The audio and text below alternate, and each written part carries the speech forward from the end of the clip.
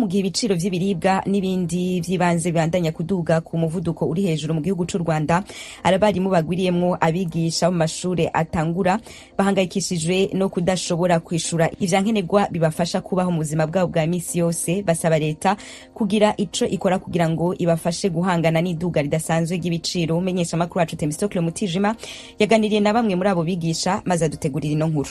Iyi nzu ikodesha amafaranga 15,000, ariko mu mushahara mpembwa ukuyemo 15,000 ugakuramo. Mu gihe cy'akaruhuko ka saa sita, Bizimana Emmanuel, umwe mu barimu bo mu mashuri abanza mu karere ka Rusizi, Ijwi rya Amerika tumusanze iwe mu rugo, aduhaye ikaze mu nzu y'icyumba kimwe na saro, adutereye agatebe imbere y'akameza kariho ibitabo bigaragara ko yifashisha mu gutegura amasomo, maze atwemerera ko tuganira. Ipantaro ugiye kuguramo ishati ntago byavamo cyane nkatwe dukodesha. Ayo mafaranga rwose ubu ngubu kuyafata ukavuga ngo ugiye mu isoko ni ibintu nakubwira ngo byumve, mbese birakabije cyane. Niba turafata amasuka tukajya guhinga ntabwo mbizi, ariko icyo nkubwiye cyo aya mafaranga birenze urugero. Mu Rwanda kuri ubu umushahara w'ukwezi mwarimu wigisha mu mashuri abanza ugitangira akazi ahabwa nyuma yo gukuraho imisoro n'imisanzu itandukanye usaga agati 50,000 mu mafaranga y'u Rwanda. Bitewe n'uko amaze umwaka umwe muri aka kazi, ayo ni nayo Bizimana ahabwa.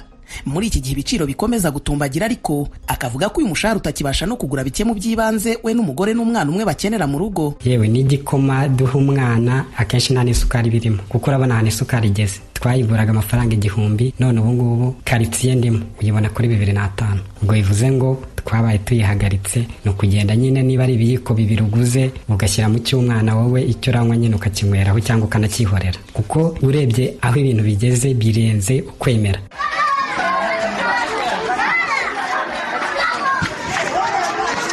Tuvuye kwa Bizimana twerekeje ku kigo cy'amashuri y'uburezi bw'ibanze bw'imyaka 12 mu wundi murenge utandukanye n'uwo mwarimu Bizimana yigishamo.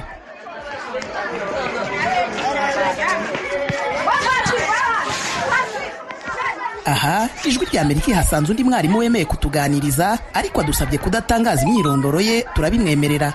Duhisemo kumuhimba Kabanda. Bitandukanye na Bizimana ukiri mushya mu kazi, Kabanda we izina twamuhimbye. Amaze imyaka isaga 20 yigisha. Ntabwo umushahara wa mwarimu uhuye rwose n'ibiciro biri ku masoko. Urugero nko mu 2000 cyangwa se 1998 umwarimu yashoboraga guhembwa nk'ibihumbi 14, ariko ibati rigura 450. Urumva amabati ugabanyije wasangamo nk'amabati nka 35. Ubu ngubu mwarimu uhembwa amafaranga 50,000 ugabanyije n'ibati n'ibihumbi 8, ubwo harimo nk'amabati agera mu 9 gutyo. Biragaragaza ko umushahara mwarimu ahembwa muri kino gihe utajyanye n'ibiciro biri ku masoko. Hamwe n'ubwo burambe, umushahara wa mwarimu twahimbye Kabanda ku mpamvu z'umutekano we wo wisumbuye kuwa mugenzi we, kuko wahembwa asaga agati 90,000 mu mafaranga y'u Rwanda.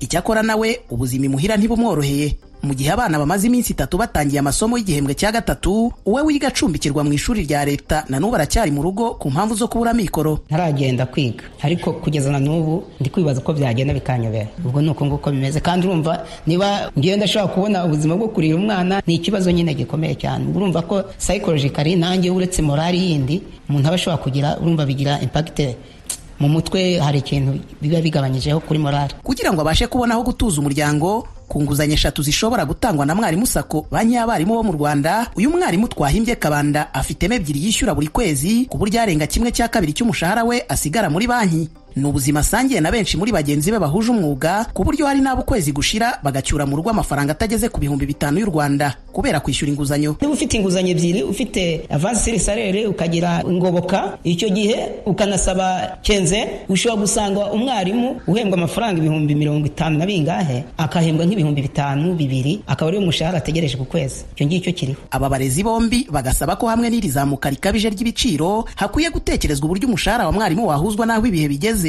Leta yareba icyo ikora ikazamura umushahara wa mwarimu, cyangwa se ikareba cya kigega nzahurabukungu igashyiramo amafaranga yunganira mwarimu, kuko aho ibintu bigeze byaturenze, twacanganyukiwe, mbese burya umuntu ajya kuvuga yashize. Nk'uko mu mpande zose bagenda bashakisha ibisubizo, nibarebe koko uburyo ki mwarimu ubuzima bwe bwazamukaho. Ijwi rya Amerika yagerageje kubaza muri Minisiteri y'Uburezi niba hari igiteganyirizwa abarimu cyabafasha guhangana n'aho ibiciro bigeze ku isoko, ariko ntibyadushobokeye. Inshuro twahamagaye Madamu wa Maria Valentine utegeka iyi minisiteri ntiyitabaga, yewe n'ubutumwa bugufi twamwoherereje kuri telefone ye ngendanwa kugeza ubwo twatunganyaga iyi nkuru yari atarabusubiza. Mu Rwanda abarimu bari mu bagize umubare munini w'abakozi ba leta. Imibare ya Minisiteri y'Uburezi yo kugera mu kwezi kwa gatatu k'uyu mwaka yagaragazaga ko bose hamwe abigisha mu mashuri abanza n'ayisumbuye bagera ku 100,000. Inzego z'ubutegetsi mu Rwanda zivuga ko hari politiki yo kuzamura umushahara wa mwarimu gahoro gahoro no gushyiraho uburyo bwo kumwunganira nk'inguzanyo zamufasha gukora imishinga iciriritse yunganira uyu mushahara. Icyakora ku bakora uyu mwuga bagasanga guhuza imicungire ya bene iyo mishinga n'akazi kabo kabasaba gukora iminsi yose bigoranye.